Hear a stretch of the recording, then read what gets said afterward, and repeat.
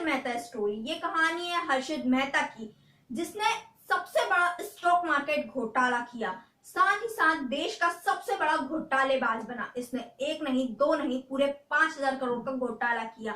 महज 40 रुपए लेकर आया ये आदमी, कैसे बना भारत का सबसे बड़ा घोटालेबाज, ये पूरी सीरीज में दिखाया गया है।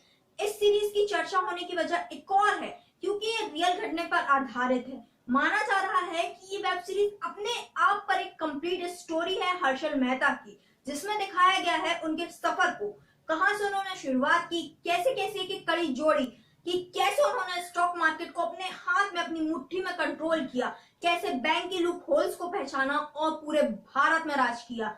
अब इस स्कैम का पर्दा कैसे फाश हुआ और ये सब कैसे हुआ, इस सीरीज में पूरी स्टोरी दिखाई गई है।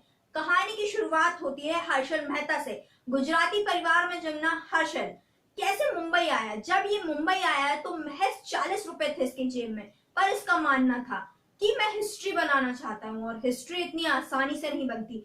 उसका मानना है कि जो स्टॉक मार्केट है वो इतना बड़ा हुआ है कि पूरे देश की पैसों की प्यास इससे बुझाई जा सकती है, पर उसके लिए बहुत सारी मेहनत और एक मास्टरमाइंड की जरूरत थी। तो उसने कैसे अपना मास्टरमाइंड यूज किया, कैसे क्रिएट की कंडीशन और कैसे ठगा आखिर मौजूदा सरकार और बैंकों को। ये कहानी एक कंप्लीट स्टोरी है हर्षल मेहता की जिंदगी की।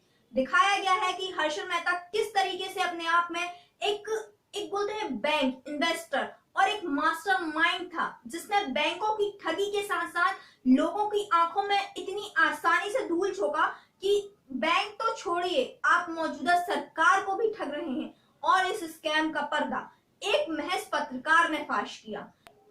कहानी चलती है 90 से 80 के बैकड्रॉप में, जहां दिखाया गया हर्षल मेहता और उसका मास्टरमाइंड कि कैसे उन्होंने बैंकों की नकली सील बनाई, साथ ही साथ कुछ बैंकों को अपने अंडर में लिया, कैसे ठगा उसने बैंकों को और कैसे ठगा मौजूदा सरकार को।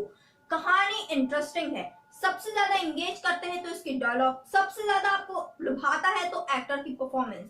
एक दमदार एक्टर के साथ प्रतीक गांधी और दमदार डायलॉग के साथ सीरीज हमारे सामने लेकर आई है। सीरीज के डायलॉग कुछ इस तरीके से चलते हैं, मैं हिस्ट्री बनाना चाहता हूँ और हिस्ट्री इतनी आसानी से नहीं बनती। मेरा सबसे बड़ा क्राइम यही है कि मेरा नाम हर्षल मेहता है। और सबसे इंगेजिंग डायलॉग लगता है, मैं जेब में लाइटर रखता हूँ पर सिगरेट नहीं पीता, ताकि मैं लोगों को जला के राख कर सकूं। अब ये कहानी किस तरीके से इंगेज होती है, किस तरीके से जमती है और किस तरीके के आपके माइंड के साथ खेलती है, वो आप देख सकते हैं सोनी लिव पर। मैं बात करूं अदर फैक्टर की, तो कहानी में प्लस पॉइंट है कि ये एक रियल घटना पर आधारित है, तो कहीं ना कहीं आपके दिमाग से खेलने पर मजबूर कर देती है कहानी, और आप सोचते हैं कि उस समय इस क्राइम को अंजाम देना कितना मुश्किल था। पर ये क्राइम था या फिर ये कहानी थी या फिर हमारी आंख में पड़ा हुआ एक पर्दा जो कि उठा थोड़े समय बाद। क्या फिर ये एक आदमी इतना बड़ा स्कैम कर सकता है या इसमें और कौन कौन शामिल था? सारे जवाब इस सीरीज के अंदर दिखाए गए हैं। सीरीज का जो सबसे ज्यादा प्लस पॉइंट है वो है प्रतीक गांधी की कन्विंसिंग परफॉर्मेंस और आपको मजबूर कर देने वाले वो डायलॉग जो आपको सोचने पे कहीं ना कहीं मजबूर कर देते हैं कि भाई ये क्या है।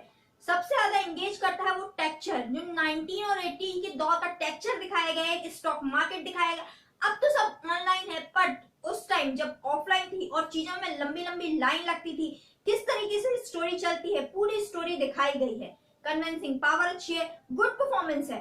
सबसे ज्यादा एंगेज करते हैं लोगों के फैक्टर, जिस तरीके से दिखाए जाते हैं कि भाई उस दौर का ऐसा था, उस दौर में ऐसा हुआ या ऐसे पकड़े गए और उसने जो फेस किया, जो सब कुछ है मिक्सअप है, परफेक्ट तरीके से आपके सामने रखा गया है। हाँ, कुछ लूप होल्स हैं इस सीरीज में, पर मैं उसको स्पॉइलर नहीं देना चाहती आपको। आप देखें, सीरीज अच्छी है, सोनी लिव पर अवेलेबल है। इसी कहानी पर बेस्ड जल्दी फिल्म आने वाली है हॉटस्टार पर, जिसमें हमें देखने वाले हैं अभिषेक बच्चन। अब इस कहानी का क्या कनेक्शन है और ये कहानी किस तरीके से चलती है, आप देख पाएंगे जल्दी। बाकी मैं सीरीज की पूरी कहानी लेकर जल्दी आपके सामने हाजिर होंगी, तो बने रहेगा मेरे साथ। Thank you for watching.